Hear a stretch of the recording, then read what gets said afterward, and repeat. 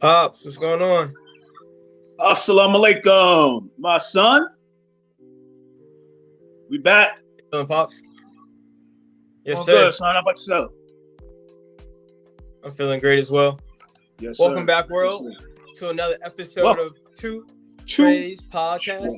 It's Trace. me, Son Trey, and with me, as always, is Pop Trey.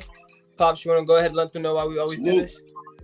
Indeed, son. Indeed. Yes, sir. Yes, sir. The purpose for this podcast between myself and my son Trey is to bridge the gap between the fathers and the sons, bringing the youth and the elders together, and to tackle falsehood with truth, wisdom, and perspective from those of righteous words, resulting in positivity and peace in the end of the day.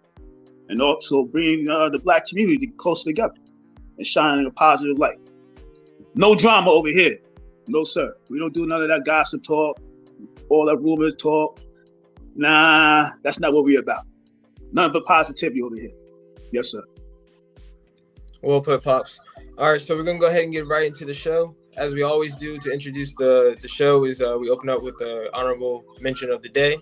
Pops, we can go ahead and let them know who that is for today. Oh, man. To finally introduce this individual, and rightfully so, because the special guest that we have today is one of his students. And this will be no other than the Honorable Minister Louis Farrakhan. You got his picture up, son? Yes, sir. Go ahead and pull that up for us. All right. Let me know when you're ready, man.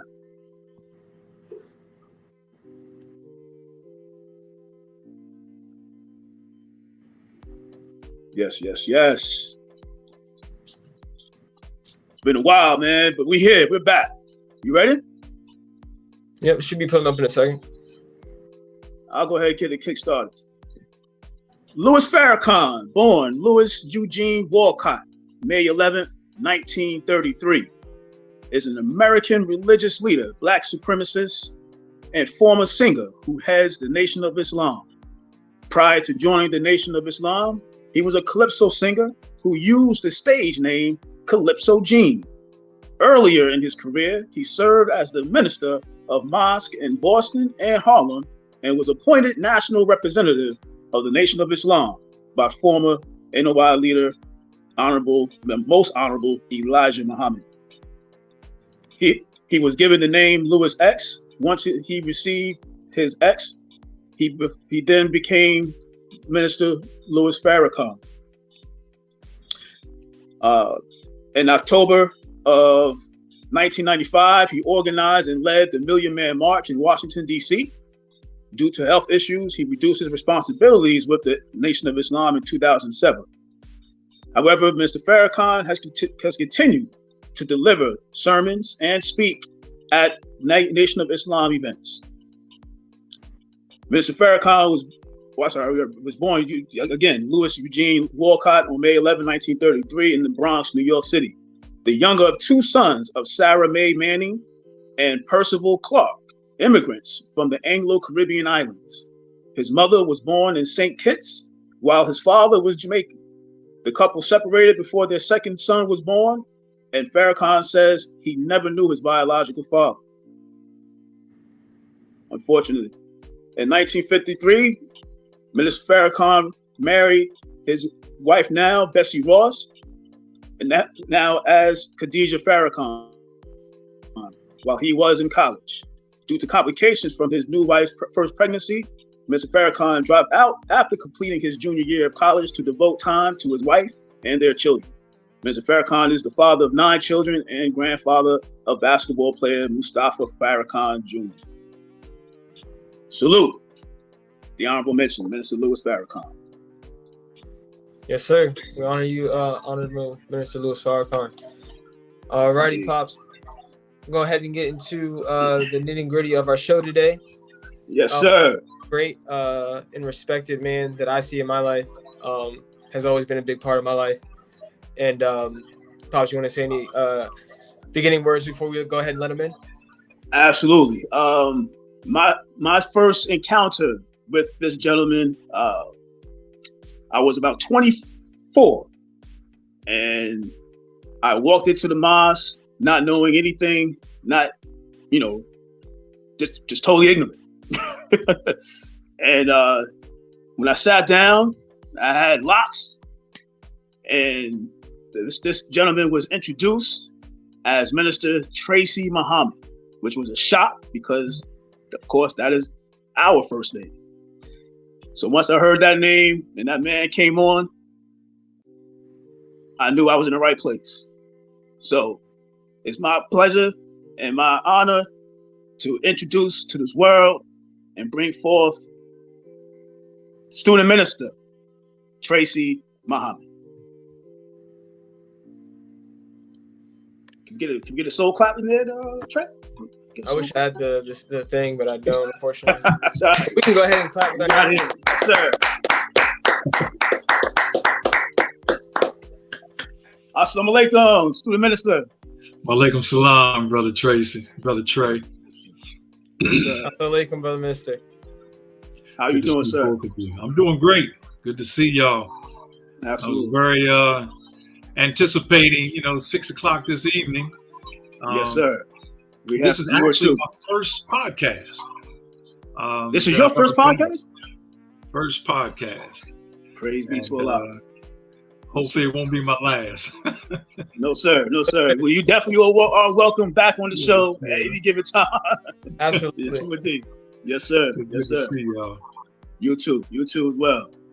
Well, first thing, brother student minister, we want to definitely give you the floor to introduce yourself, because mind you, this is the world we're talking to, so the world doesn't know who you are. So if you don't mind, just want to introduce yourself, give your background, and how you got started. Wow, where to begin? Of course, as you've already stated, I'm student minister Tracy Muhammad, born in Chicago, Illinois, 1961. I don't mind giving my age up. Yes, still you. I was born in Chicago in 1961. Yes, and we moved to Baltimore, Maryland, I believe it was in 1966, 67. And for the next 30 years, I lived in Baltimore, Maryland. I am married to my sweetheart, my soulmate of 34 years, Sister Jeanette Muhammad. And from that union, we have 3 beautiful children, 2 daughters and a son. Daughters named Tynetta and Tahira, and my son, who happens to be the youngest, Taki. And also we have 1 granddaughter named Takari. And of course, we currently live here in Richmond, Virginia, and have been here for the past 25 years. It was in 1997 that I received a phone call from our national attorney, who at that time was the student regional minister over the Mid-Atlantic region, brother student minister, now General Counsel Abdul Arif Muhammad, who called me one Monday morning and told me I was going to Richmond Yes, sir. and to take over the mosque, or to serve the believers and the community here in Richmond in 1997.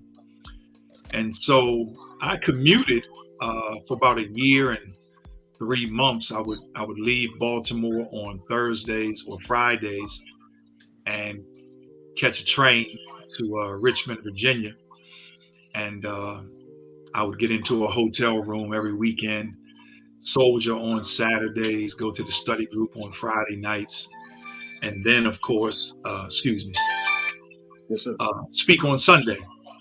And then around 6 o'clock, 6:15 to be exact, I would catch the Amtrak back up to Baltimore. And I did this for about a year and 3 months before we eventually moved to Richmond. and we've been here ever since.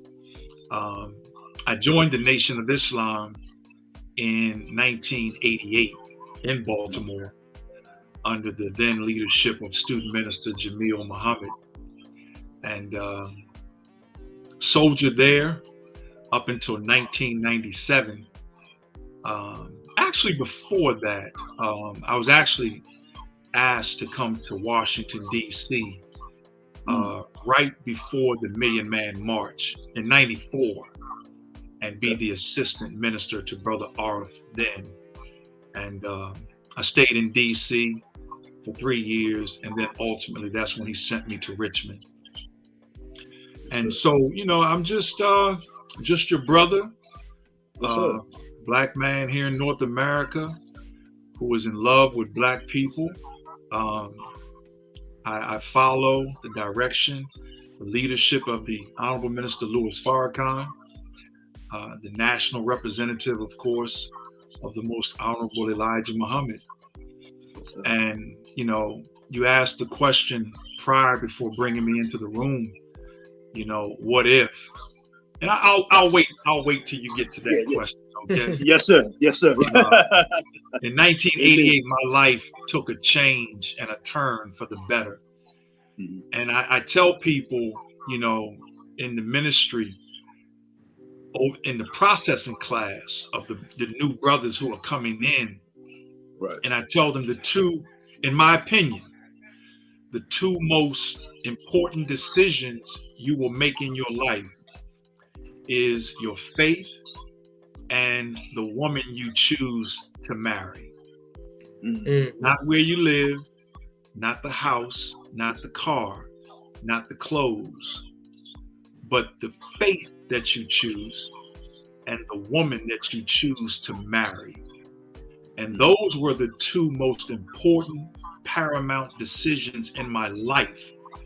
And on both of those decisions, I've been blessed ever since. To be walking with the man of God at this dispensation of time, and to be joined side by side with my best friend, my wife, for over 34 years. So those two decisions have springboarded everything else. And I thank God for both of those decisions. Yes, sir. Yes, sir. Praise be to Allah. Yes, sir. Trey, you got some questions you want? I just want to open it by saying, again, you've been a very inspirational person in my life.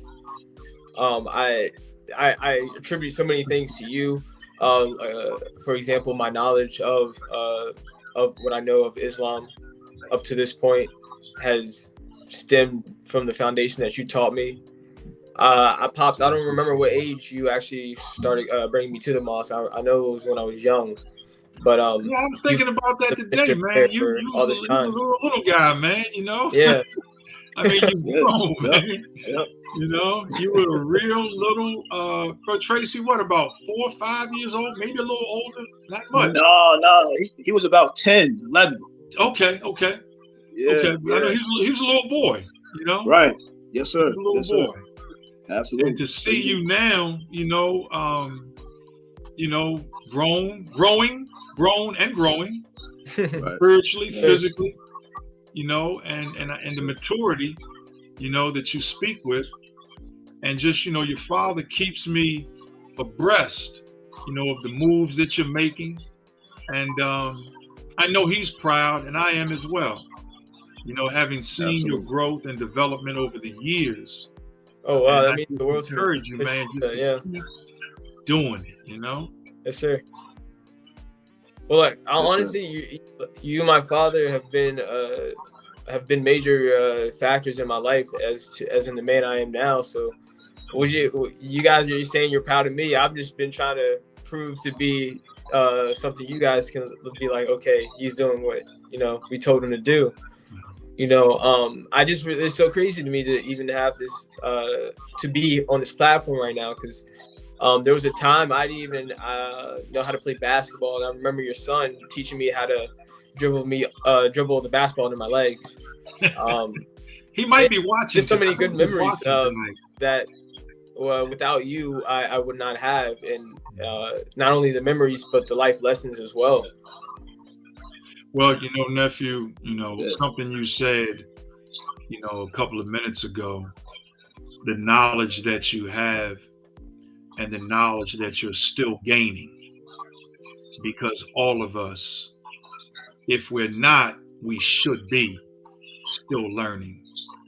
Yeah. And I don't say this because your father is on this podcast, but as I even reflect on your father, when he first came and where he is now, and I have been blessed to watch his growth and development and the things that he's doing in his life now.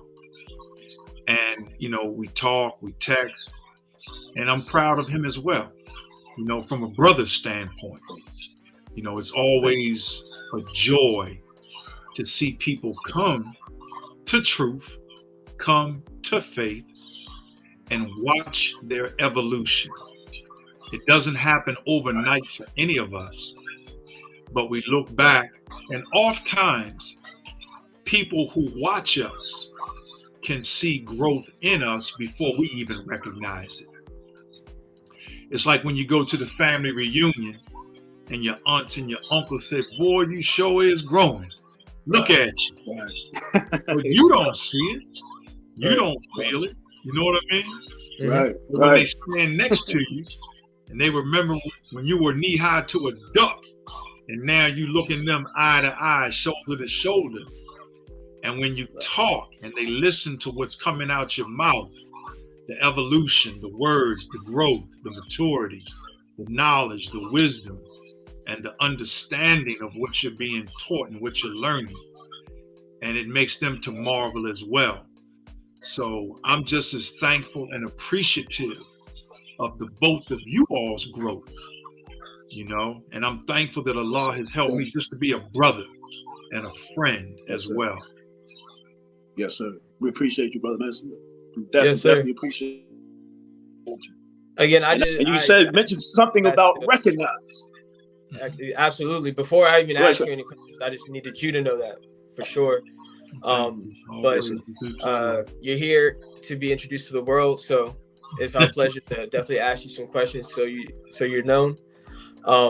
So starting off the first question, you're a minister. I know you were speaking earlier about your introduction date into the Nation of Islam, but can you speak more to because a lot of people don't do that, they become a part of an organization or a religion in your case, and they become a member and that they leave it at that, what made you decide to become a minister in the faith?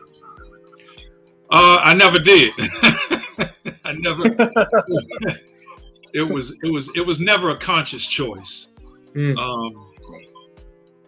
When I heard the minister, the Honorable Minister Louis Farrakhan, I can honestly say, going back to the thoughts that I actually consciously thought when I first heard him and saw him, was two things.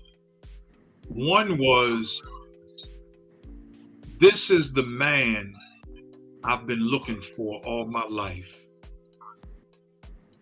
I'd never heard a man, I'm not just talking about a black man or a white man, but a man talk like this. My father was a correctional officer, and he was a very strong man. But when I heard the minister, I was like, man, this is next level here. This is something different. And throughout life, growing up, I was always searching for truth. Who is God? Where is God?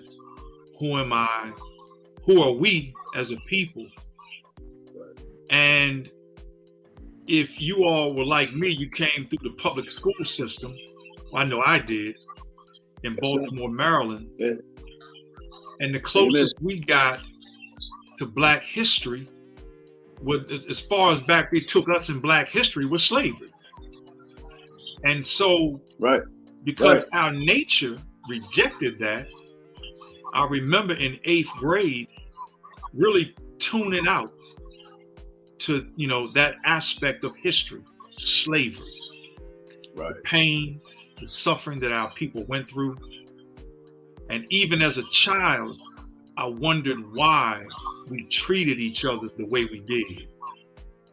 Yes, sir. And so when I first heard the minister, there were things and aspects of his teaching that I could immediately relate to and connect with. And so a friend of mine who had started processing in Baltimore, I bumped into him one day, and he was on his way to go see the minister in 1988. And he said, "Man, you coming to check Farrakhan out?" And I was like, "Farrakhan? Who is that?" He's like, "Farrakhan." I said, Right. I don't know what you're talking about. I don't know who you're talking about. Right. But he went that night, and it was a few days after that, he put a couple of audio tapes in my hand. And I took the audio tapes home and started listening to the minister. And then shortly after that, he gave me a couple of, the big DVDs. I mean, the VHSs, VHS? Yes, sir. The VHS. And I took those home and started. And when I first saw the minister, that was it. I think it was Madison Square Garden, Power at Last and Forever. And so I started going to the mosque in Baltimore. And every step of the way, while there was a squad leader or a lieutenant, I never came to the nation. I didn't know anything about these posts or positions. And I never sought one of them out, not one. But the minister said when he came, all he did was get involved. And so I just got involved, like your father. You just get involved. And someone may see something in you that can serve the greater good of the community, of the mosque, of the believers. And so you're asked or appointed, "Hey, why don't you be a squad leader? Hey, why don't you be a lieutenant? Hey, I'd like for you to come and join the ministry class." Well, I just tried to soldier and be the best brother and FOI I knew how to be. Yes, sir. And as a result of that, someone saw something, because I certainly didn't see it. And I was actually shocked in Baltimore when I was asked to be a squad leader. I was shocked. And my initial response was, "Me? Don't you have someone else?" Right. Right. And so one post led to another. And I think it was in 1989 or early 1990, after being in the mosque for about a year and a half, I was asked to come into the student ministry class in Baltimore under student minister Jamil Muhammad. That same class, brother student minister Abdul Salam, formerly Carlos Muhammad, he was a part of that class. And of course, he ultimately became the student minister and still is the student minister in Baltimore. And we had a very powerful student ministry class. And so 1989, 7 years later, I was asked to come to Washington, D.C. and assist then student regional minister Abdul Arif. And then 3 years after that, "Hey, we would like to send you to Richmond, Virginia." Yes. So, Brother Trey, at no point did I ever ask for a position. It was always, "Would you do this?" Why not? We all want to serve.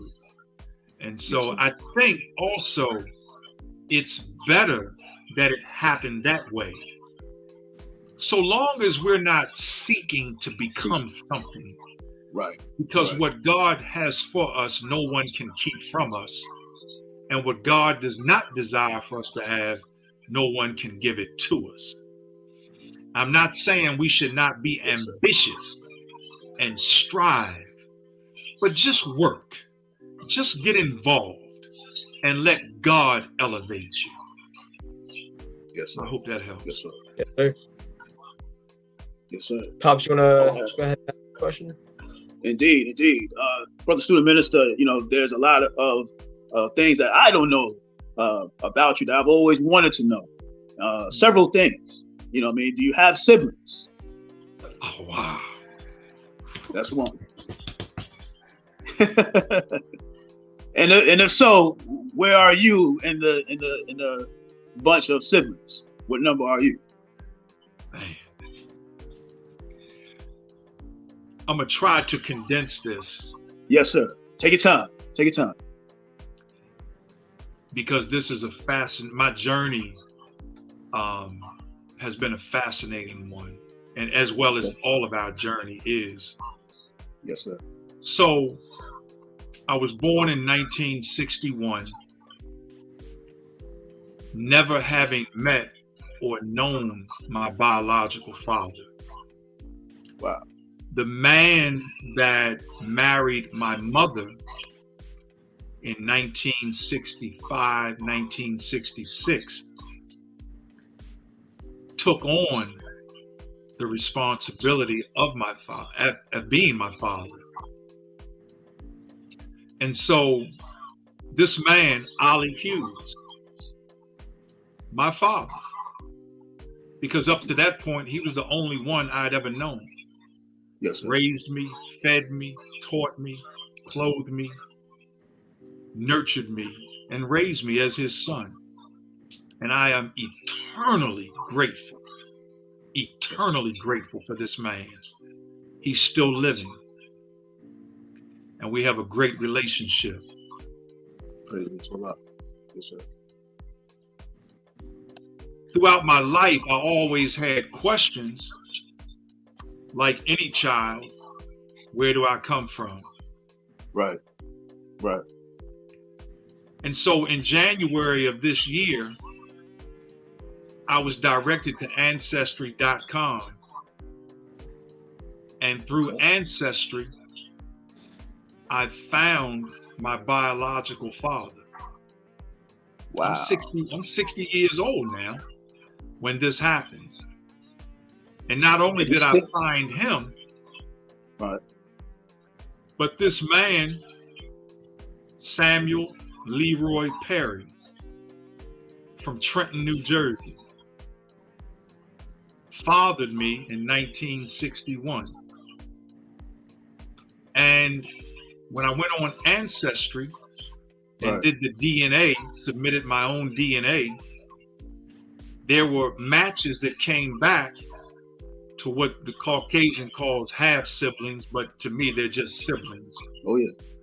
Yes, they are. Because if we have blood, we're brother and sister. Absolutely. And so I was able to find not only him, but also my other 10 brothers and sisters. Wow. Oh, you said 10? 10, yeah.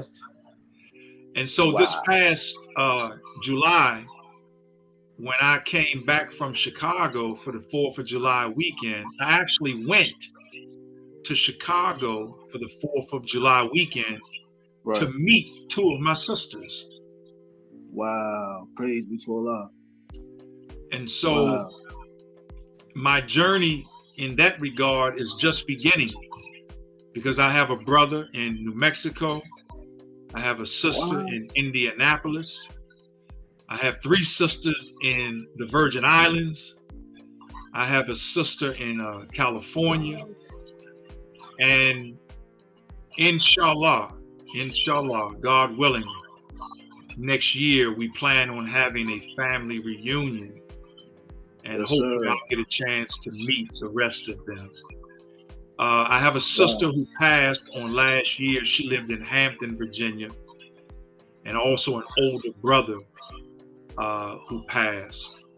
So I'm 61. Did you know them? Did you get a chance to meet them? No.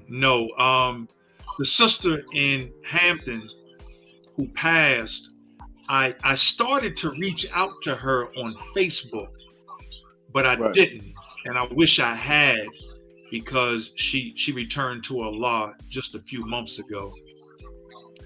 And so my journey, these were chapters in the book for me that were unanswered. And now, because of this, I feel so much more complete as a human being. You know, and though I never met my biological father, I thank Allah for that man. I harbor no ill will, you know, the circumstances or anything like that. I thank God for that man.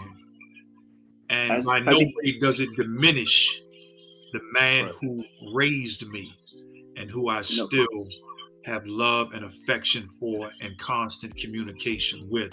So I have two fathers. Three, actually, when you consider my spiritual father, the Honorable Minister Father. Farrakhan. Absolutely. Yeah. Now, Brother Minister, is your biological father, Mr. Perry, still alive, or has he passed on? No. He passed in 71. Wow. 1971, yeah. Matter of fact, it was 71 or 74. Yeah, he actually passed at a very young age. I think he was 47 years old when he passed. And it's funny because, and I have to share this because it gives context.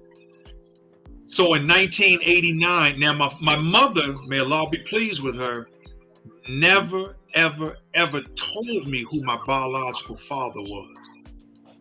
Did you ever ask? Sir? Did you ever ask? Were you curious? Probably. Not often. I probably asked at least once. But it's not something that I really pursued, you know? Right. So in 1990, my mother and I were having a conversation on the phone. And now by this time, I had just gotten into the ministry class in Baltimore. Okay. And so while we're talking on the phone, I said, Mom, guess what? I said, I'm in the ministry class now. What's the reaction? It was like this pregnant pause. And then she said, that doesn't surprise me. Your father was a preacher. What? Yeah. Wow. My biological father was a pastor in Chicago. Wow. Yeah. Do you know what church? He had a church, yeah. He had a congregation. As a matter of fact, when I was in Chicago over the 4th of July weekend, my sister, Shelly, we actually went through the neighborhood where his old church was. And it's still there. Oh, it's no longer there. No, it's still there. It's still there. Okay. It's still there. Okay. He had a couple of churches, and you of course, you remember the late great Nat King Cole. Oh yeah, absolutely. Yes, sir. Nat King Cole's father, my father, took over his church later on in life. And we actually rode by that church when I was in Chicago for the 4th of July weekend. Yeah, but my biological father was a preacher, man. And when my mother told me that, it really, everything became clear. Why I am the way I am. You know, we all have a leaning, whether it's spiritually, militarily, athletically, what have you. And it really became crystal clear to me why I was the way I was growing up. I've always had a heart for the people, always had compassion for my fellow brother and sister, and a love for the Word of God as well, you know? Yes, sir. And it all just made sense, you know, it all clicked. And I mean, it's fascinating, man, you know, and You know, one day I'm going to actually sit down and write all of this, because it's still evolving. You know what I mean? Right. It's still evolving. I look forward to meeting my brother who's in New Mexico, and my other sisters. You know. Yes, sir. So growing up in your household, there weren't any other siblings? Only child. You're the only child. Wow. Only child. Yeah. Now, my mother, unfortunately, had 2 miscarriages after me, and so she was after myself. She was no longer able to have, to have children. Yes. And so my father, who raised me, I wish, he could have had, some biological children as well. You know? Right. Yeah. Man. Wow. 10. Yeah. Wow. Yeah. And tell you, how that relates to myself is my grandfather is the oldest of 10 boys and 1 girl. Boys. Wow. So So, man.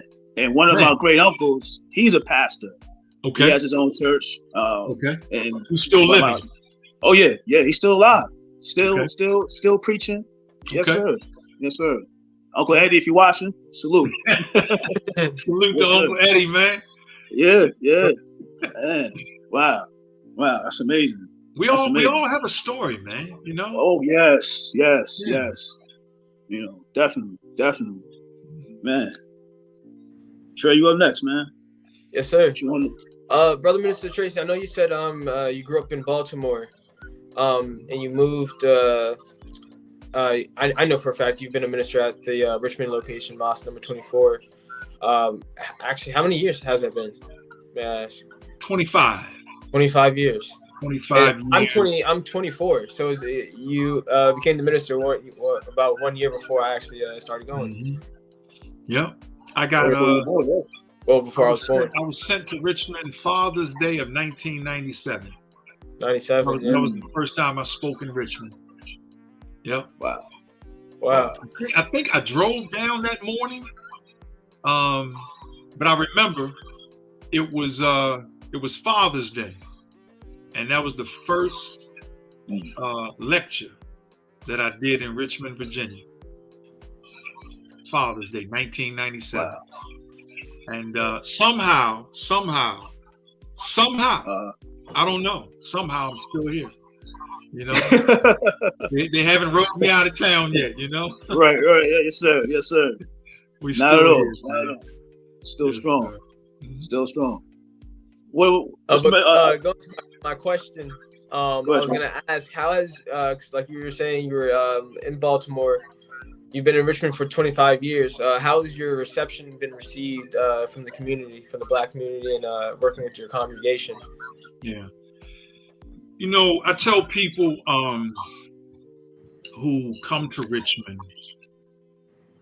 from my experience, and that's the best, is that Richmond, the minister, give a little bit of context. Years ago, I was in the palace in Chicago with the Honorable Minister Louis Farrakhan after dinner, and he was doing a meet and greet with all of us after dinner. And when he got to me, he said a few things, and then he said, "Brother, go back to Richmond and do what you were born to do." He said, "There are very strong Black people in Richmond, Virginia." And I can honestly say, from the day I arrived, I have felt the love, the respect. And I tell people in Richmond, once you're in, you're in. Once this city embraces you, you become a part of the city.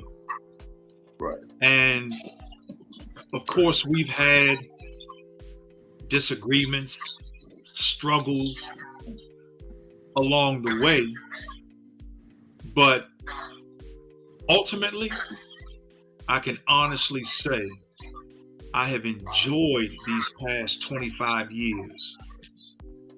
And I ask Allah to give me a few more years to accomplish a few more things. And then we can pass it on to a younger minister and let him take it, the baton, another 10, 15, 20, 25 years, or however long Allah allows him. None of us do this forever. We do it as long as we can, as best we can, for as long as we can. And then it's time for a new vision, a younger vision to come in. But there are a few things I would like to see happen before that time comes. But I've enjoyed every minute of it. Yes, sir. Praise be to Yes, sir. Allah. Yes, sir. Pops, you have another question to ask, or should I ask another? Go ahead, son. You good? Sure. So staying on the topic about Islam and the religion, can you speak a little bit? You felt embraced by Islam. You're now a minister. To you, why is Islam for Black people? Why Islam? Why choose Islam? Good question, son. Yeah. Well, most of us before Islam, as Black people here in America, are socialized into Christianity because primarily that's what our former slave masters gave us, Christianity, or at least their version of it. And so many of us, if not most of us, our first experience is with the church, the Black church. And so when I was growing up, my parents, my mother and my father, they were not church-going people. My mother was a Catholic nominally. My father didn't claim anything. His religion was the NFL on Sundays, you know? The Colt, the Baltimore Colt, that was his religion. Yes. Yes, sir. But I didn't grow up going to church on Sunday. However, I joined Christianity at 19 years old, 18, 19 years old. And I joined a church, a non-denominational church that had Black, white, Hispanic, everybody. And after about 10 months, nearly a year, I started asking questions that it did not seem as though they could answer. Yeah. Because remember, I said I was always looking for truth, searching. Right. And because they could not answer those questions, I eventually left that church and continued the quest and the journey for knowledge and truth. And so when I first heard the minister, that was it. All the questions that I had in terms of who is God? Where is God? Who am I? Right. Where did I come from? Right. When I read Message to the Black Man by the most honorable Elijah Muhammad, the first chapter is dedicated to who is God. Who is God? Yes, from sir. the rip, from the door. From the rip. That question was answered. From the jump. Yes, sir. It wasn't later on in the book, chapter 18, chapter 31, first No, sir. chapter. Oh, Right. You want to know who God is? This is who God is. Right.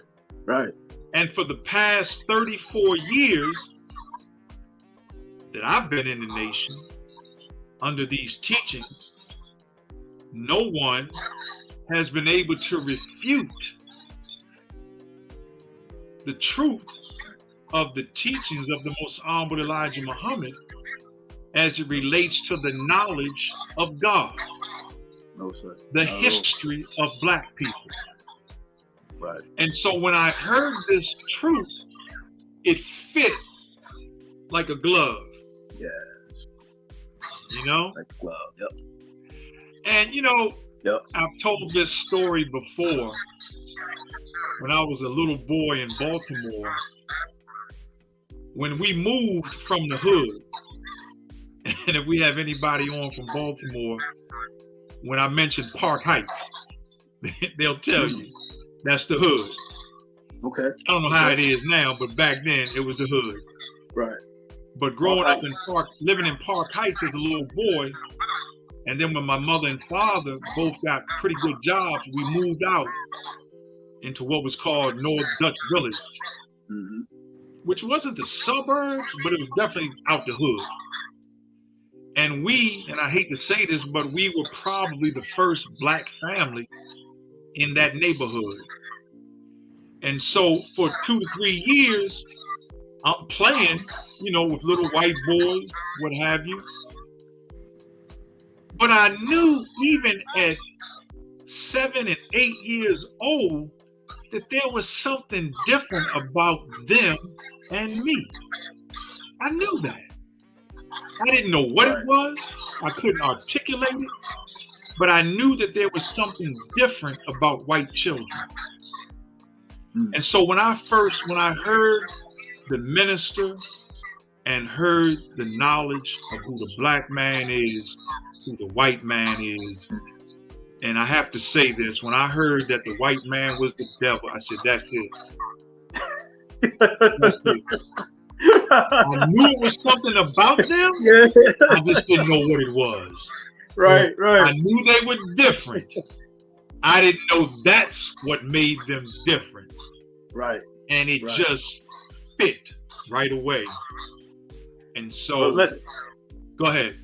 Yeah, like yourself, you know, I could relate to the questions that you had asked those members of the church that you was attending. It wasn't so much of them not answering. It was, for me, the answers weren't satisfactory. Exactly. And I wasn't convinced. Exactly. And, you know, like yourself, they give you an answer, but it doesn't make any sense. You know what I mean? You know, Brother Tracy, you know, growing up in America, we've always had to reconcile this imagery of a white Jesus. And unless we go into a Black church that has a Black representation, unless we are in proximity to someone who can teach us the true identity of Jesus, for the most part, that's the imagery that we live with. Right. Until knowledge superior to that comes to us. Right.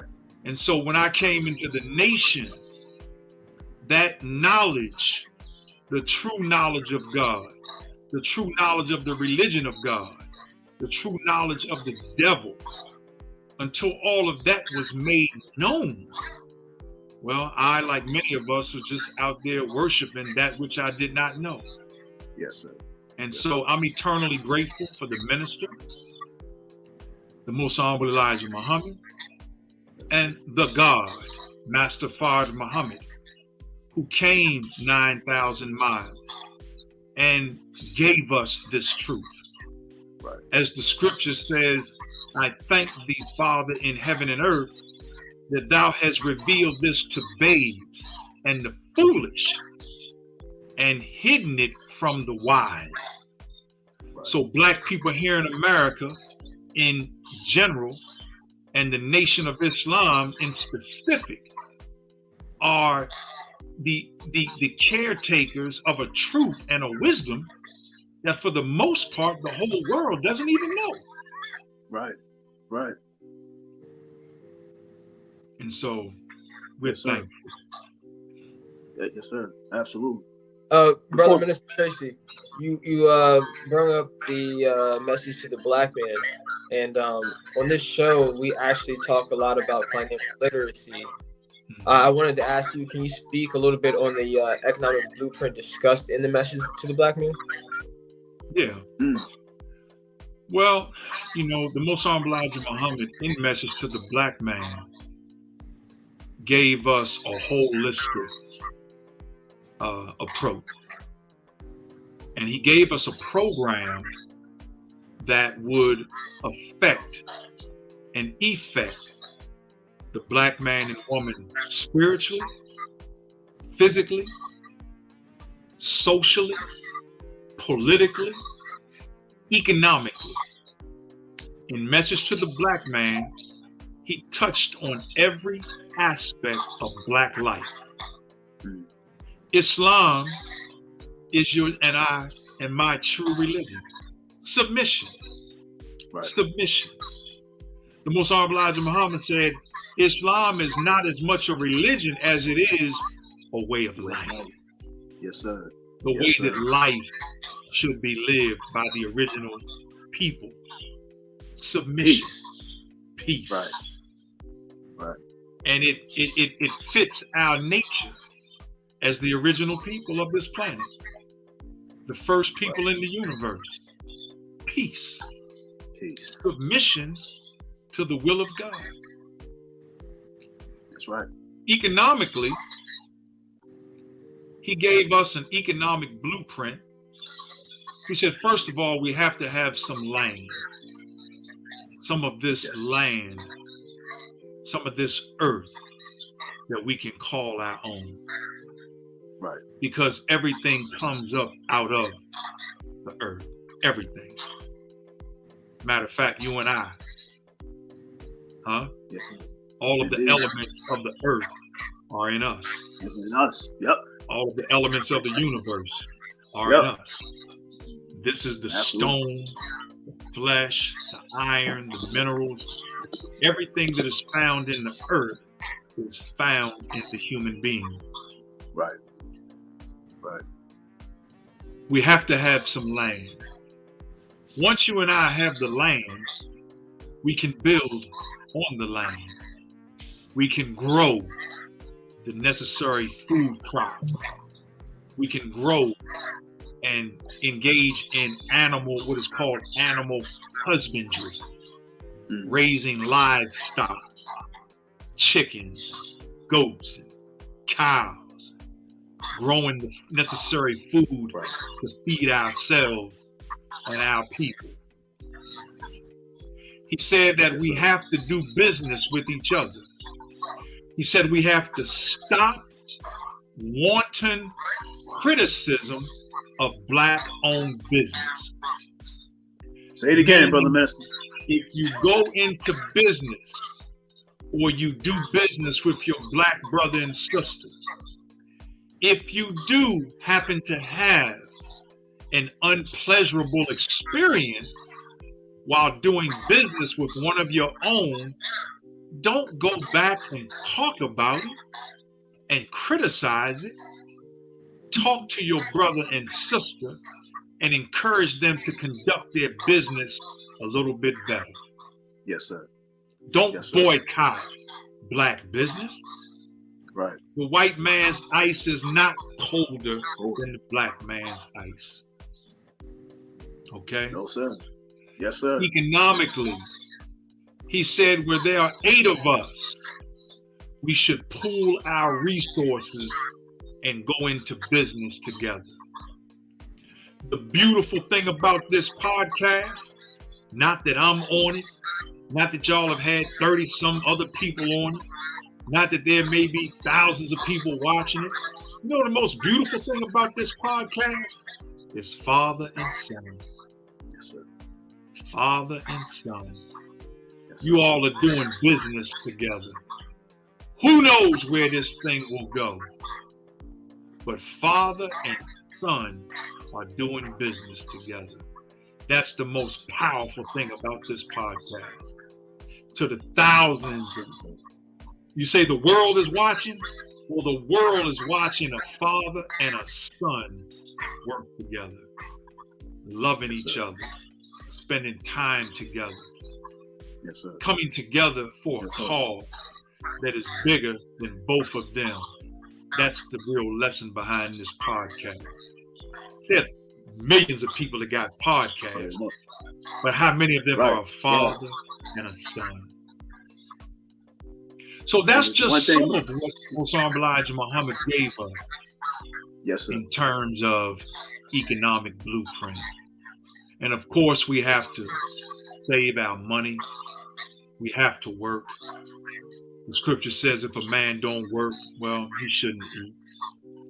We should live off the sweat of our eyebrow. We have to work. We have to take, as those of us who are men, we have to be, as the Quran says, maintainers of our women. We have to support our children. That's not necessarily always financial. See, your father is supporting you right now.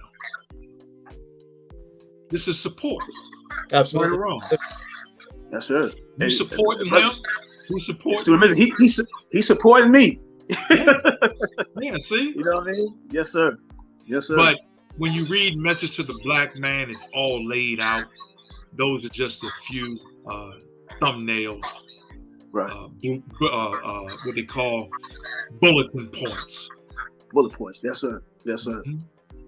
Now, one thing, brother, Mr. Minister, being that I'm in Richmond, Virginia, along with yourself, you want to speak on what the local mosque number 24 in Richmond is looking upon to do as far as obtaining such land and obtaining also a home building for ourselves?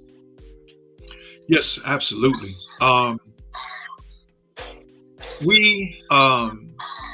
We have a building fund. We actually have two. One that is set up for the acquisition of some land, and we can, you can, put forth that information for those who would like to donate to the acquisition of some land. We've already started that fund, and there are monies coming that are in and are coming in. But can you verbalize it so Trey, you could put it in the caption? Yeah, no problem. I want to verbalize the NOI doubt. Is an NOI donate Richmond? Well, you can go to the mosque website. Okay. noiRichmond.com, and you will see different line items that you can donate to. And our economic blueprint for that particular fund, it'll take you right to that. Yes, sir. And then, of course, we have a local building fund. We intend, with the help of Almighty God, Allah, and the effort of the believers and the community at large, to purchase another building. But the scripture says, God bless the child who's got his own. And we are in the midst of a building fund drive. On September 3rd, we're having what is called a Pioneers Banquet. And those proceeds from that banquet are going directly towards our building fund. And we're looking forward to raising no less than $120,000 between now and next year that we plan on using for the acquisition of another building. Right now, we are currently meeting at Hobson Lodge at 800 Prince Hall Drive on the south side of Richmond every Sunday at 11 o'clock. But inshallah, once we have our own home, we will be open for mosque meetings throughout the week as well. But for right now, it's every Sunday at 11 o'clock, 800 Prince Hall Drive, Richmond, Virginia. And You can go online and donate to either one of those charities. Yes, sir. noirichmond.com. Yes, sir. Thank you, Brother Minister. And also, we want to give the option for anybody who's on the live watching, if you want to submit any questions to Brother Student Minister Tracy Muhammad, please do so. And we would be more than happy to, well, Trey would be more than happy to read those questions off to the Brother Minister respectfully. By all means, please come respectfully. This is not a debate show. So we're not here to debate Islam or anything of that nature or sort. But this is strictly educational purposes only, and to recognize Brother Student Minister Tracy as the minister and local representative for the Honorable Minister Louis Farrakhan. Please hit the like, share, subscribe, cap buttons as well. Trey, if you want to put the donation option there for the channel, please do so. Sorry. Yes, sir. So if you guys just go ahead, if you want to leave a donation to the channel, it's much appreciated. All you have to do is hit the description box below under the YouTube video, and under there you'll see the link for the donation, and you can leave your donation there. Yes, sir. Appreciate it. Go ahead and get back to it. And then we also have, I want to give a little shout out real quick to you guys leaving comments in the comment box.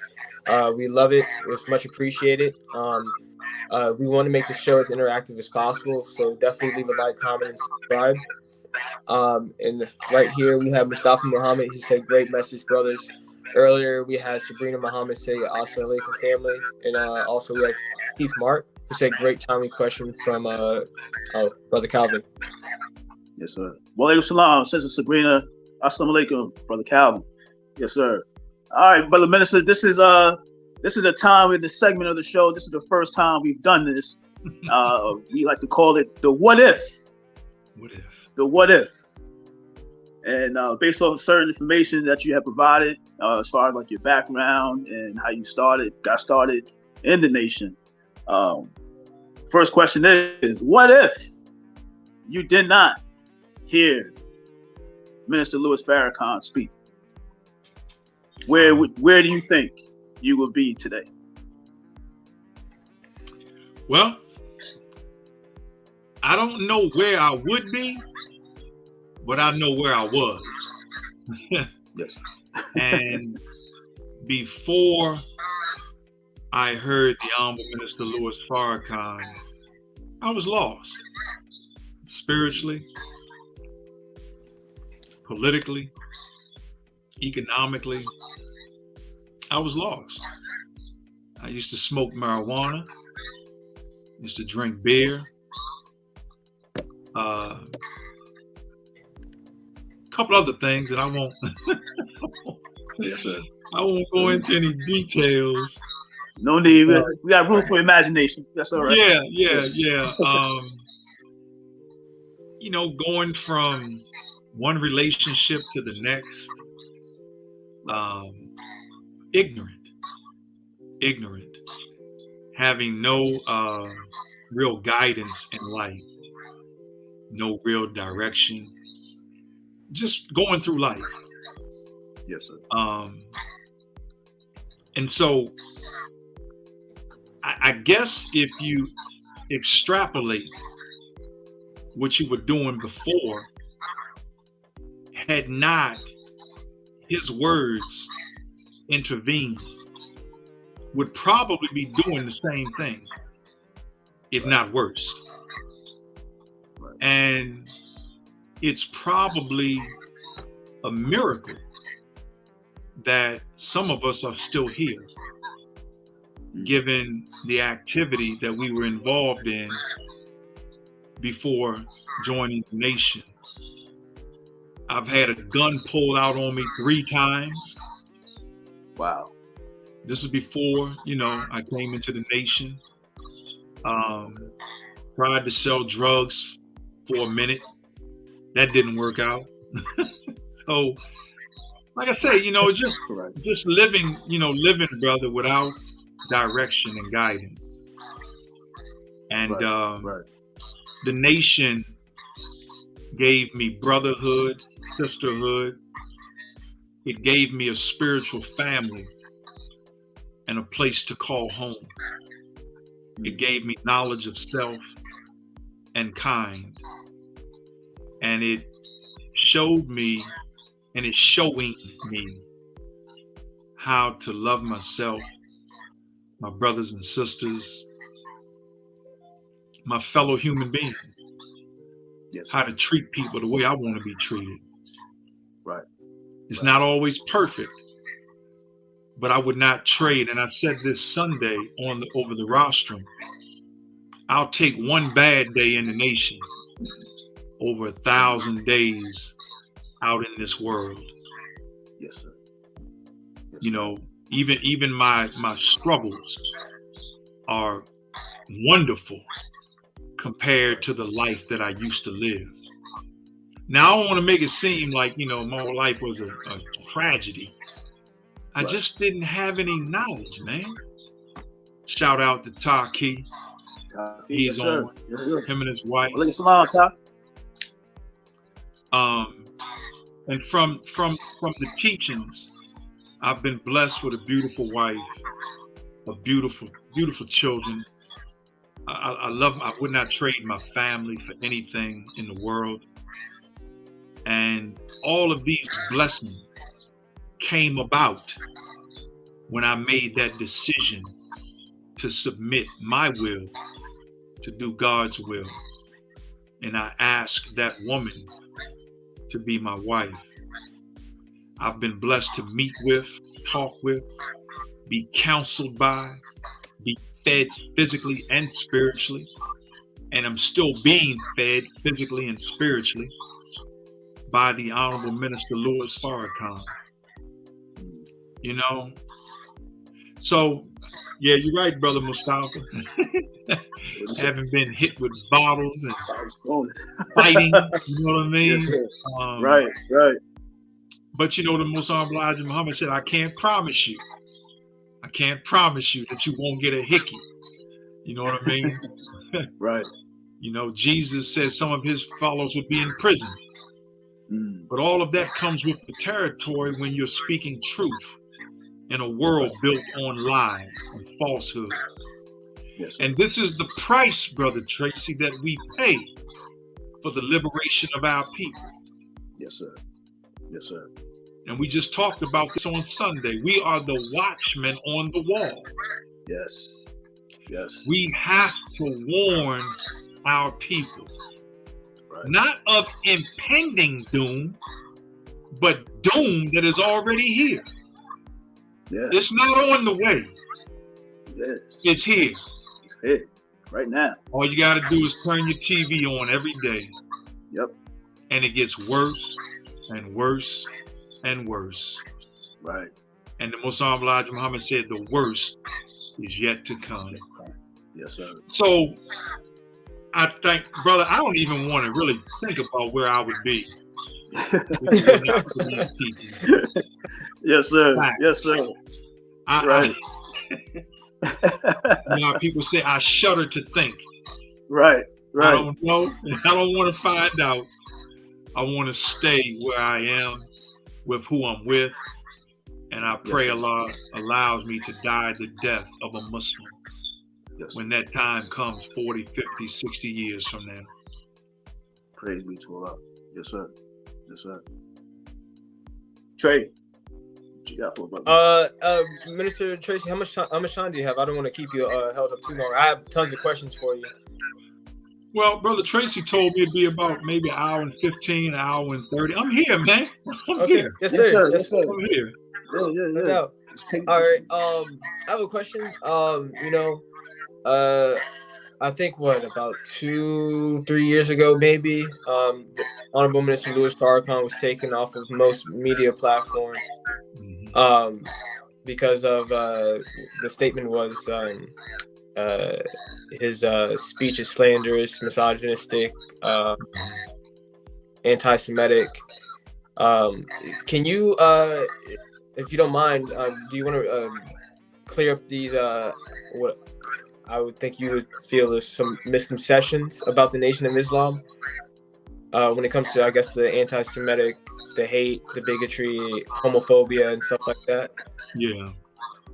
Well, these are what are called tropes and canards,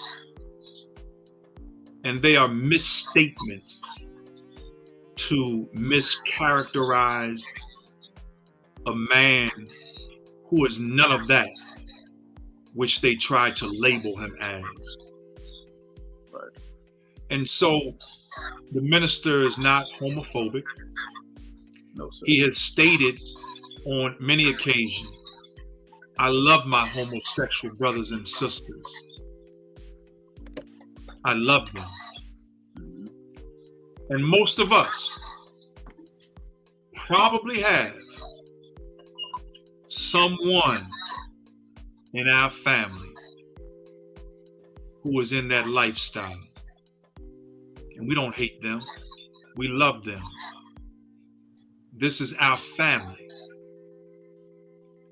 The minister has said, according to the word of God, that this is behavior that is not necessarily acceptable to God. It's not his words. These are the words of the scriptures of the prophets and messengers of God and God himself, where he talks about this particular lifestyle. And so we don't hate our brothers and sisters No, sir. who are in that way. We love them. And we try to speak to them in a way that will cause them to consider what God says about certain behavior. And see, the fornicator, the adulterer, the murderer, the thief, it's easy to scapegoat a brother or sister who's in that lifestyle while being something that I just mentioned in our own way. Right. But the minister is not he's not homophobic. He just says, thus saith the Lord thy God. Not only does the homosexual have to clean up, the fornicator, the adulterer, the liar, the murderer, we all have to clean up. Right. Thus saith the Lord thy God. As to the charge of anti-Semitism, Minister Farrakhan, it is impossible for him to be anti-Semitic. For him to be anti-Semitic would have to be him becoming anti himself. Right. Because a Semite is one who comes from the Afro-Asian peoples of the planet Earth. Well, that's us. That's us. Yeah. That's us. Indeed. In order for us to be anti-Semitic, we'd have to be against our own self. Right. Impossible. But this is a term that they have used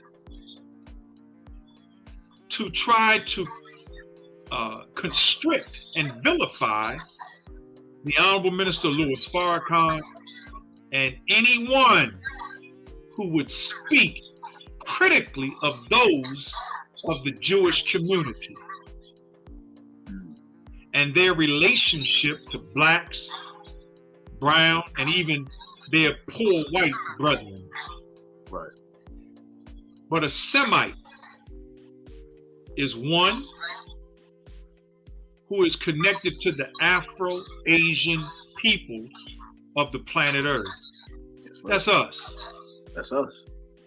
The minister has challenged those who charge him with that to come before the world and to bring their scholars and we will bring our scholars. And let the world decide who the real anti-Semite is.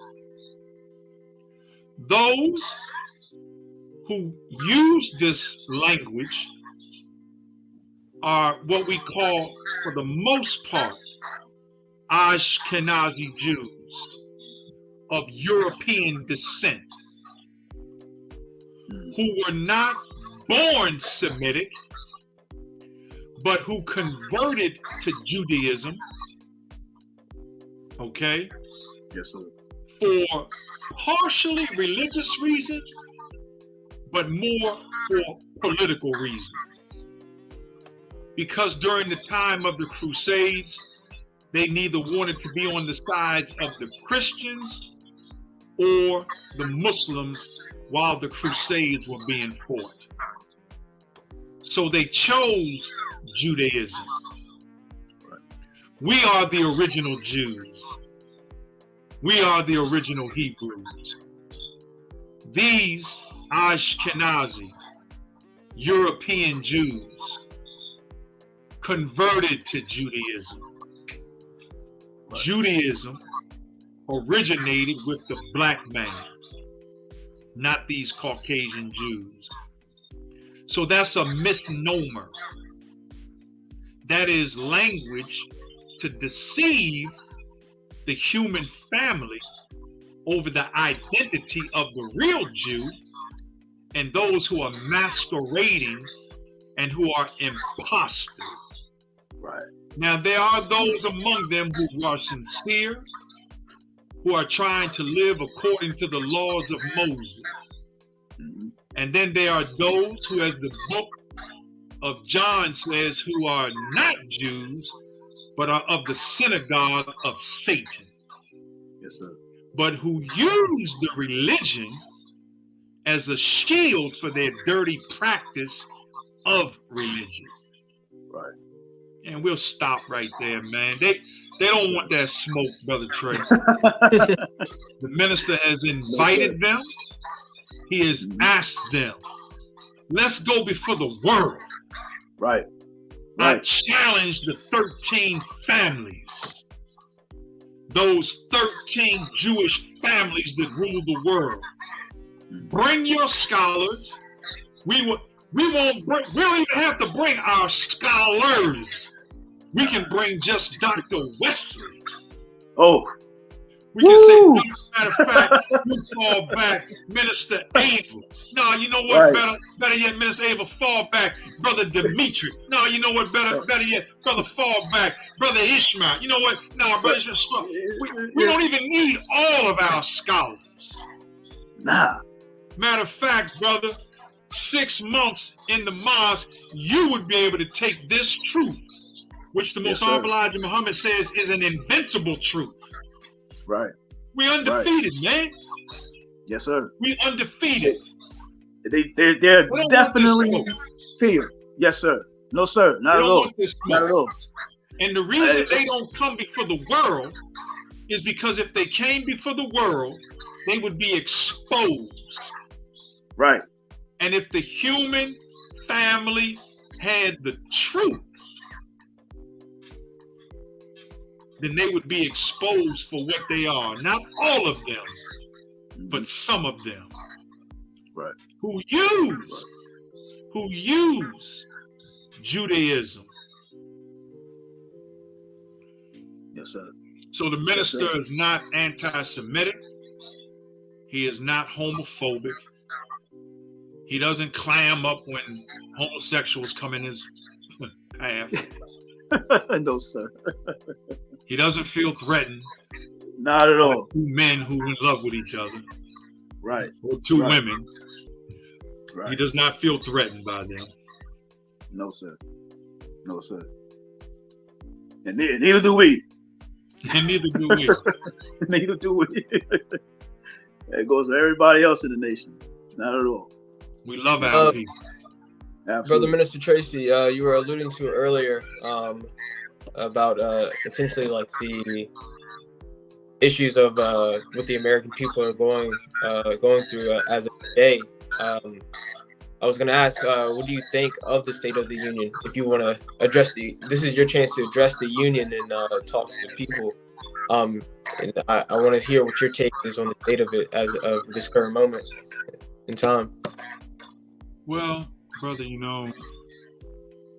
the time that we're living in,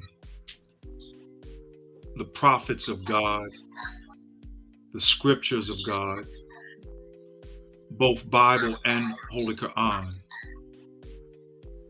talk about this time that we are currently living in. Every issue of the Final Call newspaper is dedicated in one way or another, warning, guiding, instructing our people how to get through this dark hour. Right. The book of Matthew, the book of John, Mark, Luke, the book of Revelation, the Word of God talks about a time in which there was never a time like it. And when you look at our planet, all of the wars that are raging on our planet, the war between Ukraine and Russia, which is not the war of Armageddon. That's not what that is. That war is on the way. That war to end all war is right around the corner. Yes, sir. The famine, if we've been paying attention, the famine that is spreading on our planet, the pestilence, the COVID, what the minister termed this pestilence from heaven, the shedding of blood, brother against brother, father against son, daughter against mother, and the coldness of man's hearts today. And just when you thought you'd seen it all, you turn on your TV and you see something more heinous than what you saw the day before. All of this is a clear indication that we are at the end of the 6,000-year rule and domination of the Caucasian on our planet. And as his world is going out, there's a new world coming in. And the world of pestilence and famine and disease and hatred and bloodshed and murder and lying and stealing and raping and robbing, as that world has not only reached its apex, but is on its way out, there's a new world of love, peace, brotherhood, sisterhood, prosperity, man's love returning back to love for himself, his fellow human.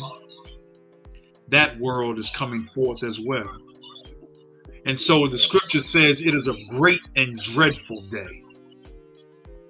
Great for some, but dreadful for others.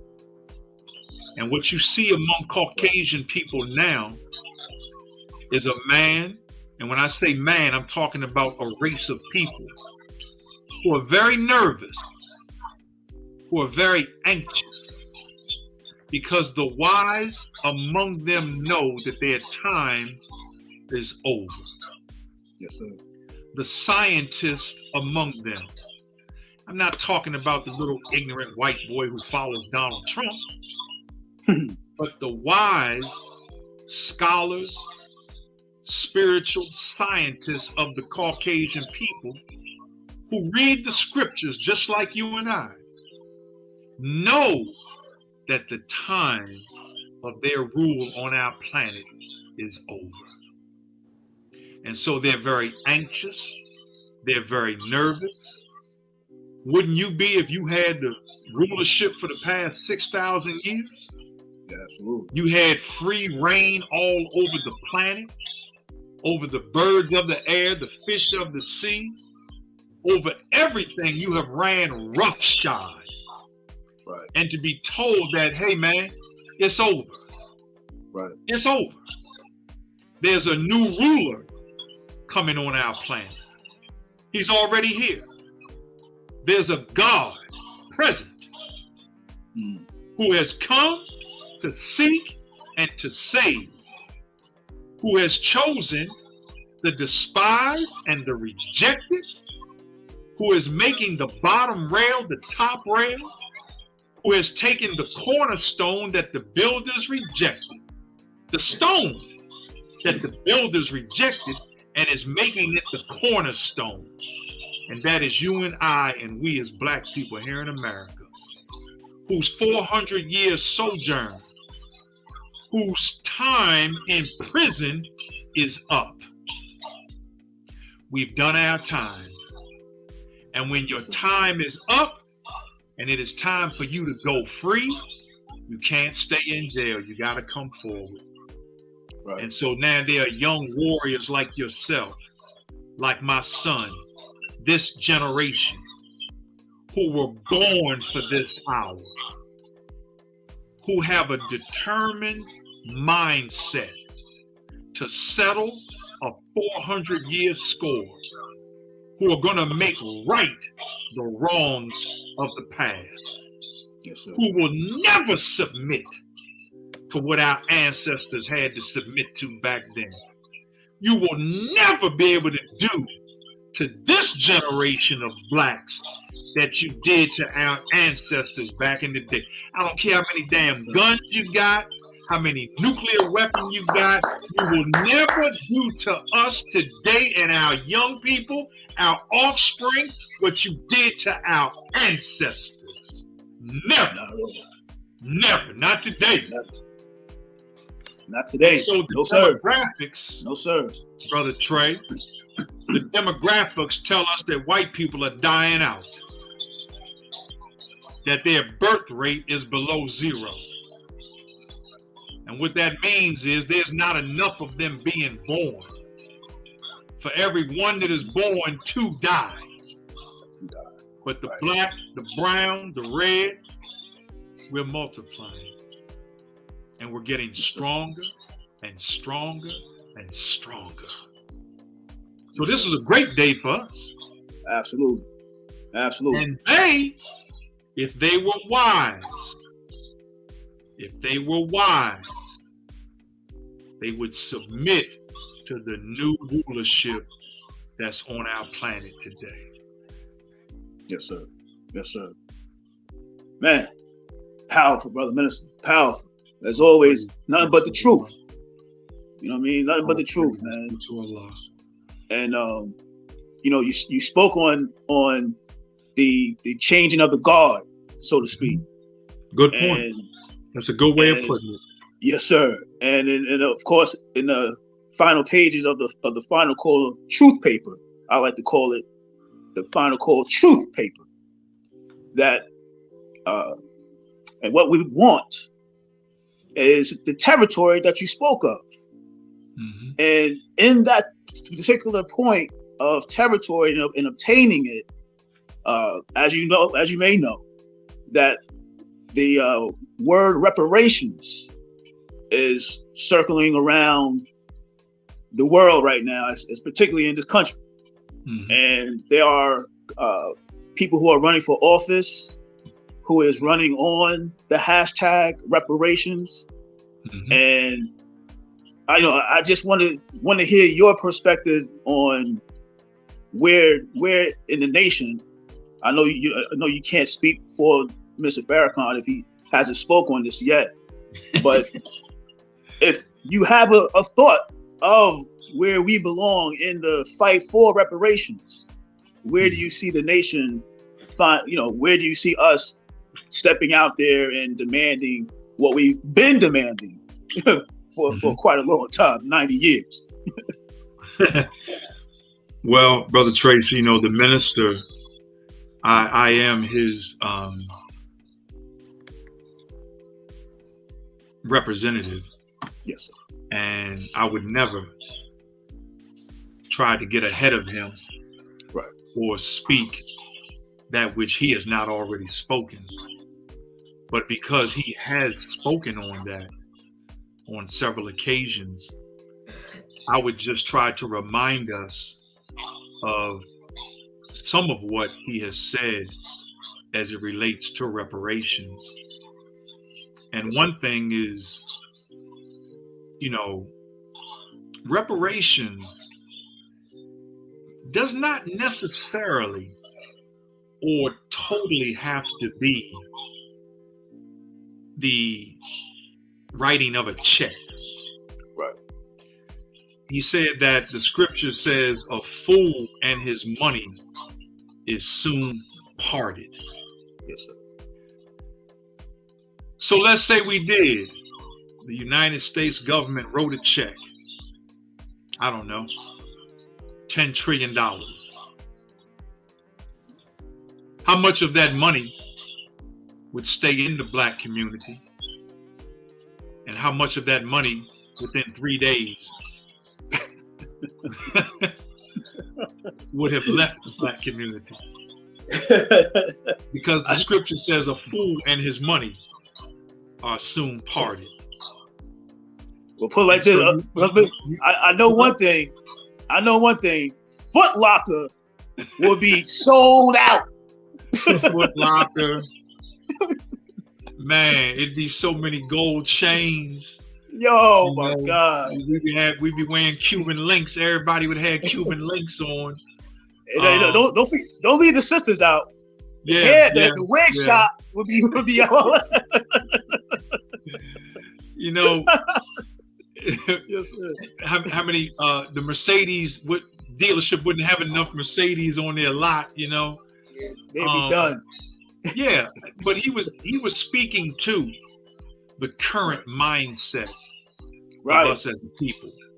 Right. Because for the most part, we're still consumers. That's right. And so that money, I mean, it would do some good, of course. Right.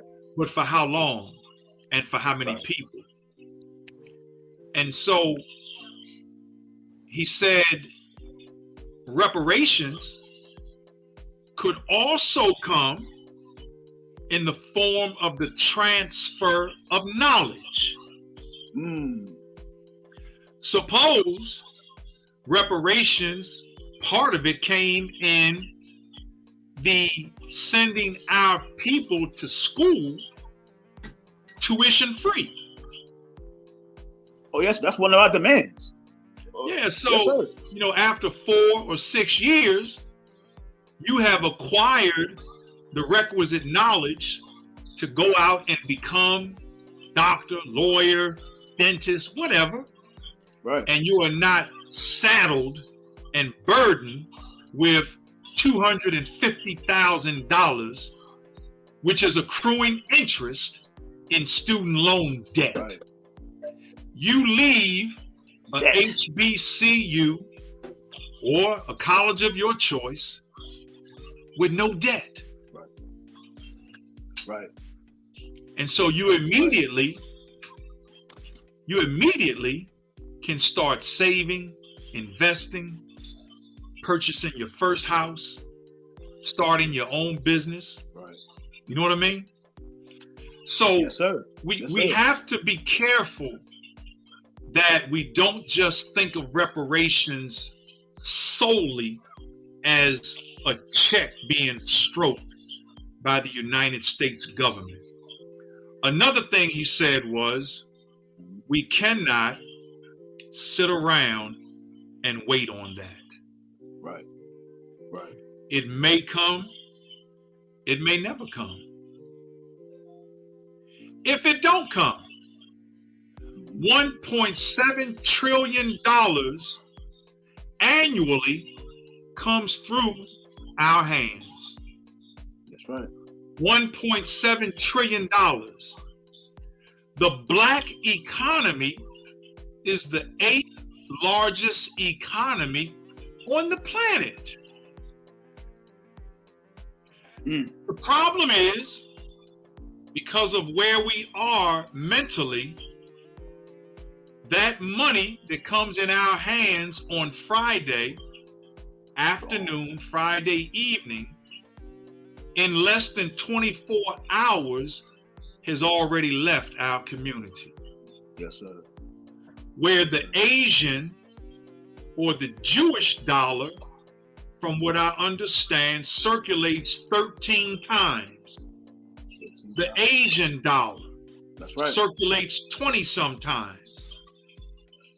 So not only are they spending money with each other, they are making sure that their money does not leave their community. So whether we get reparations or not, if we just started spending black dollars with black people all the time, find someone that looks like you to spend your money with. Right. There are black dentists, there are black doctors, there are black carpenters, builders, electricians. Lord knows we have black hair salons, all of that. So if we just spend our money with us continually, it is as if we're having our own reparations without the government even stepping in. And let me throw myself in there. A black nutritional herbal shop. Exactly. Yes. Exactly. Exactly. Absolutely.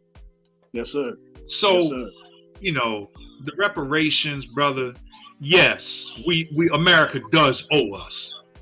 Right. Absolutely. Right. She repaired Germany.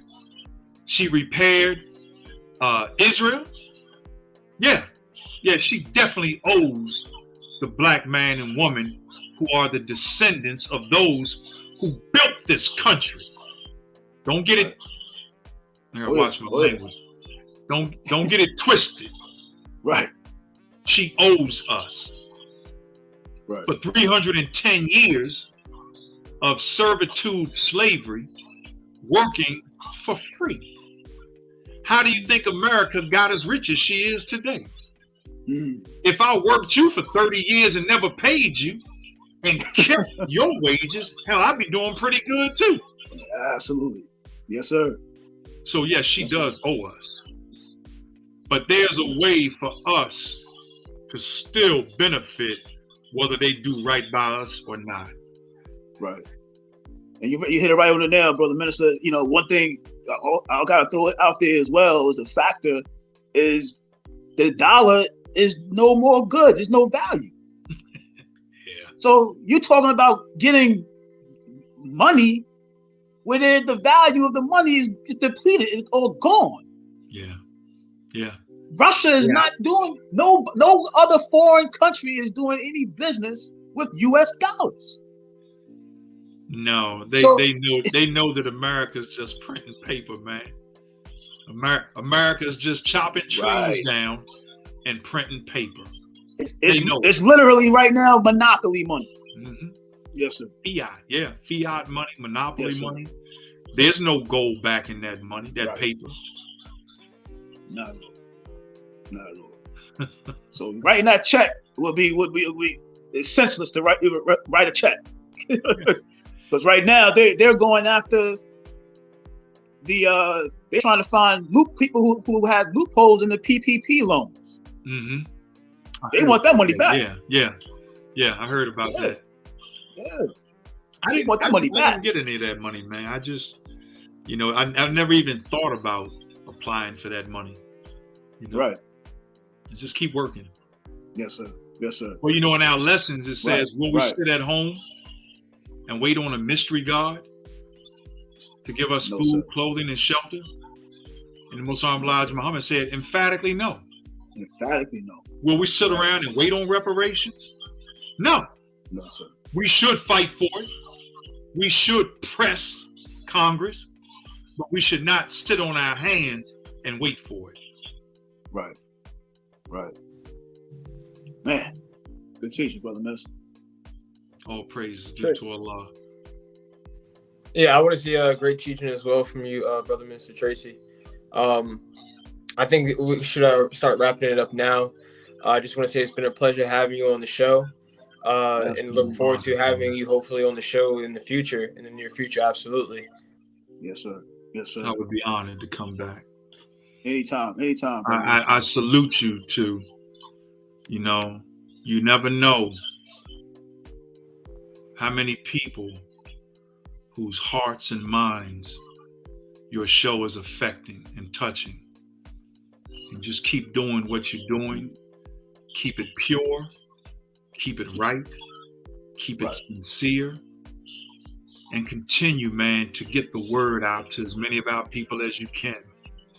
And I pray Allah bless your efforts, your sacrifice, your work, your time, and that He continue, man, to exalt this platform for the both of you as you two grow in this minute. This is a ministry. Yes, sir. This is a ministry. Yes, this is not about sport and play. This is not about, what happened at the club last night or over the weekend. Right. This is not about, how many LeBron gave the Nets last night. Ain't about that. Right. No, so there's enough of those out there already, man. Yeah. Yes, sir. Yeah. There's enough of those out there. But it's only one show like this, and that's us. Mm-hmm. And we this wasn't a planned thing. This was just a conversation that we naturally have. And we Trey just say, hey, Dad, well, why don't we just, go on YouTube or something, put it on YouTube? Why not? Why not? Everybody else is on there, and they ain't talking about nothing. Right. And Allah is the best of planners, man. Allah knows best. Yes, sir. May Allah bless you, brothers, man. Thank you. Trey, so you're in Florida? Oh, yes, sir. What part? I've been out here for, I think it's been a little over a year now. What part of Florida? Orlando. Orlando? Yes, sir. Okay. I've been, kind of making music, been performing live and stuff like that. And honestly, just been enjoying it. Yes, sir. You rap? Yes, sir. And sing. And he produces. Yes, sir. Don't leave that out. He produces. He makes his own beats. Can you give me like 8 bars or something? I mean, give me something, right now. I ain't never heard you rap. I'd like to hear something. Right now? Yeah, right now. No, tomorrow. Man, you put me on blast. This is supposed to be about you, not me. It's about us. Yes, let me hear something real quick. All right, check it out. Check what I'm letting out. The mic is my weapon, about to let it shout. One mic check before I step, hit the deck. Mr. DJ, place the record, then I rap. There you go. That's a little something. Yeah. Go ahead, man. Yes, sir. All I knew you was in Florida. I ain't know what you was doing. He's in Florida, okay? Yes, sir. Indeed. Keep doing it, man. Becoming a star within himself, man. Yeah. Very proud of him. Proud of him, man. Proud of him. Yeah, keep doing it, man. It's about y'all. Yes, sir. It's about y'all. Thank you. Next generation. Thank you, yes, sir. That's who it's about. Yes, sir. Those of us who've been around a couple of days, well, it's cool. But it's about y'all now. I told him a few days ago, man, his generation and younger, they're growing up now to the fact of UFOs exist. You know what I'm saying? Just that alone changes the psyche of the mind and alters the future. Yeah. You know what I mean? Just that one truth. Well, brother Tracy, when Trey came at me with the economic question, at his age, man, that was the furthest thing from my mind. Right. Economics. But this generation, which is born, as the minister teaches, This is the generation of fulfillment. Right. We were the generation, and those before us, of hope. They are the generation of, they're going to fulfill the promise of the prophets and the prophecies. They will fulfill it. Yes, sir. And so they are more advanced than we were at that age. Right. But because of information, technology. How old is podcast? How old is it? Well, February. We started in February. Podcast is relatively new. Absolutely. They didn't have podcasts when we was coming up. You know? Right. So, man, keep doing it, man. Yes, sir. Keep doing it. Yo, Trey, is this our 30th episode? Yes, sir. This is episode 30. This is 30. Mm-hmm. And we got 3 trays on the 30th show. Check that out. Unplanned. Unplanned. But Allah is the best of planners. Yes, sir. Yes, Praise sir. be to Allah. Well, I've enjoyed myself. And yes, sir. Like We this definitely is the enjoyed first you, brother. podcast I've ever done. And I thank Allah for the invitation. Yes, sir. And I appreciate you coming. Yes, sir. That this platform grows and grows and grows, and that Allah continues to use you to spread the good word, the gospel. Sir. Okay? Yes, sir. Yes, sir. Yes, sir. Thank you, Brother Minister. So I leave you as I came before you, the greeting words of peace and of paradise. Yes, Assalamu alaikum. Wa alaikum salam. Minister Tracy. Yes, sir. All right, I'll go ahead and get you out of here. You have a blessed rest of your evening. Yes, sir. Thank you, brother. Thank you, beloved. Oh, yeah. Awesome. Man, we got it. Well said. Everything you said was amazing, yeah. Yo, man. This today's show was TwoTreys. Yes. Oh man, I just realized this was the 30th episode, and man, everything happens for a reason. Everything happens for a reason, man. Yes, sir. I enjoyed having Brother Minister Tracy Muhammad on the show. If you guys enjoyed speaking with him, let's do this. If you enjoyed the chat so far, go ahead and drop a 1 in the comment section. And then we'll know for sure if you guys want to have Brother Minister Tracy on and hear what he has to say on some other topics and diving into more of what he spoke on today. I just want to say again, it was a blessing having him on, giving me his insight.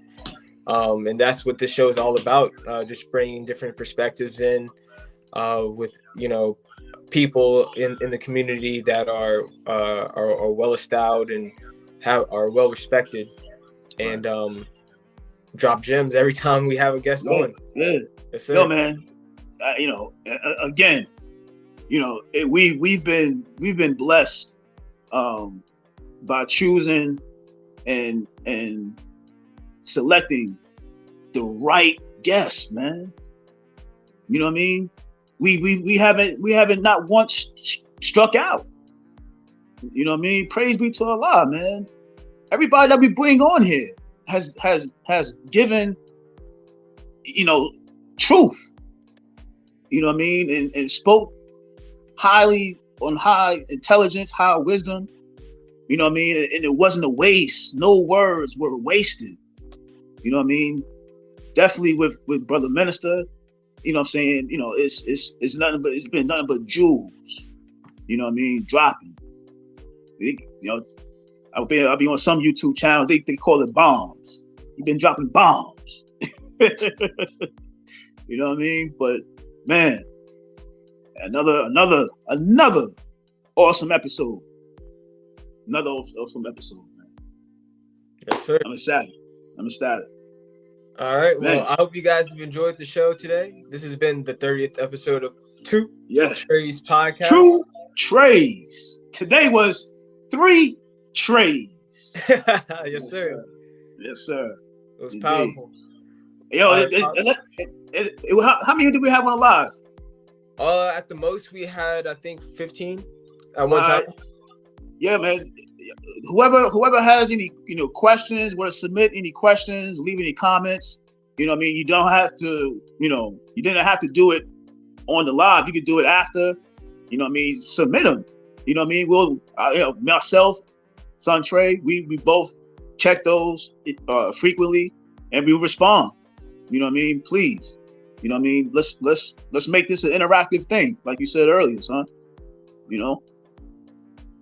Yes, sir. All right, absolutely. Pops. Well, I'm gonna go ahead and get you out of here. I'm gonna get out of here myself. All right. Man, I'm just happy. Man. Actually, I want to get off here as quick as possible so I can go back and rewatch this. This has been a yeah. But yo, man, do you have a track for us tonight, man? I know what you're talking about, and I'm gonna say that because I'm not ready yet. I'm like, it's done, but it's not done. Like, there's some like tweaks to it that I want to make it very, very good. All right. I guess I can put us like something else. When you said that, I know what you meant. I have. Yeah. You know what I mean? We gotta have a theme song, man. You know what I'm saying? We gotta have a theme song. We can't use anybody else. I don't want to use nobody else's song for our theme song.